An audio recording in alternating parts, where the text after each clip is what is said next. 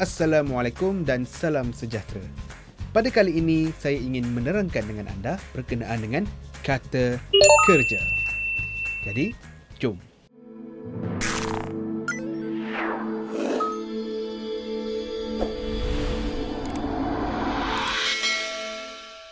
Okey, apa yang dikatakan dengan kata kerja? Kata kerja ini terbagi kepada dua. Yang pertama, kata kerja transitif. Yang kedua, kata kerja tak transitif. Apakah yang dimaksudkan dengan kata kerja transitif? Kata kerja transitif ialah kata kerja yang tidak dapat berdiri dengan sendiri dalam binaan sesuatu ayat. Ia juga memerlukan objek penyambut yang terdiri daripada kata nama atau frasa nama. Mari kita lihat contoh. Baiklah, cuba lihat di struktur ini. Struktur ayat ini. Emak menyapu sampah. Emak menyapu sampah. Emak ialah subjek. Menyapu ialah kata kerja transitif. Sampah ialah objek. Di dalam struktur ayat ini, jelas sekali bahawa kata kerja transitif memerlukan objek. Dia memerlukan objek iaitu sampah, betul? Sekiranya tidak ada objek, hanya emak menyapu saja, ia tidak lengkap. Kenapa? Kerana tergantung. Cuba lihat maksudnya.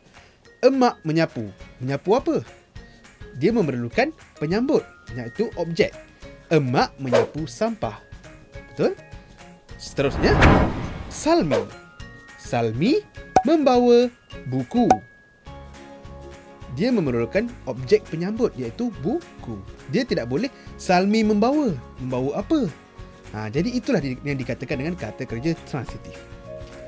Seterusnya ialah kata kerja tak transitif. Kata kerja tak transitif ini ialah kata kerja yang dapat berdiri dengan sendiri tanpa objek dalam binaan sesuatu ayat. Maknanya, ia terbagi kepada dua, iaitu kata kerja tak transitif tanpa pelengkap. Yang kedua, kata kerja tak transitif berpelengkap. Apakah yang dikatakan dengan kata kerja tak transitif tanpa pelengkap? Jadi, kita lihat kembali di dalam struktur ayat ini. Contoh, Farah sedang tidur. Dia tidak ada objek dan dia tidak memerlukan objek. Kerana itulah yang dikatakan dengan kata kerja tak transitif tanpa pelengkap. Faham? Okey, jadi seterusnya ialah contoh kata kerja tak transitif berpelengkap. Ini memerlukan pelengkap. Contoh, lukanya beransur baik. Nampak? Baik ini ialah pelengkap kepada ayat. Subjek yang kata kerja tak transitif tadi. Nampak? Okey. Seterusnya, kita lihat berkenaan dengan pembentukan kata kerja. Baiklah, murid. Pembentukan kata kerja ini terbagi kepada 4. Yang pertama ialah kata kerja tunggal. Apakah yang dimaksudkan dengan kata kerja tunggal? Kata kerja tunggal ialah kata tanpa imbuhan. Contoh, gagal, jaga, lahir, tidur, makan, marah, ikut, terbang dan sebagainya. Seterusnya, kata kerja terbitan. Di dalam kata kerja terbitan ini, dia mengandungi proses pengimbuhan. Di mana di dalam kata kerja ini dia mengandungi imbuhan. Contoh, kata kerja dia ialah masak. Memasak. Nampak imbuhan awalan me. Beli. Membeli. Ataupun belikan.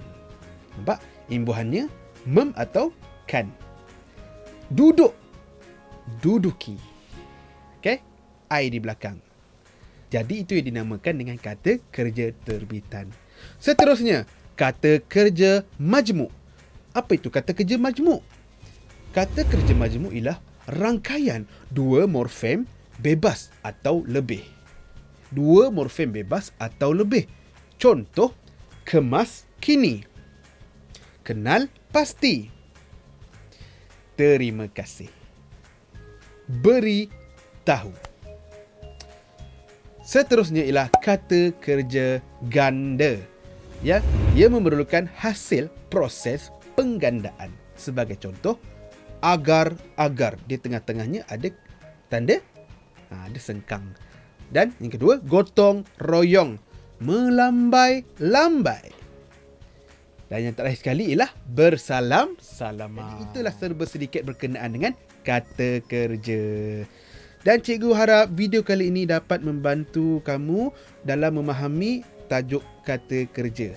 Jadi, kita akan berjumpa di lain video yang akan membincangkan berkenaan dengan tata bahasa. Semoga ini dapat memberi manfaat kepada anda semua. Jadi, bye. Jumpa lagi.